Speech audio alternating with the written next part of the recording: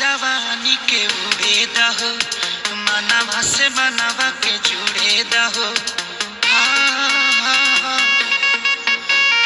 छीटा जवानी के उड़े दहो, मनवा से मनवा के जुड़े दहो।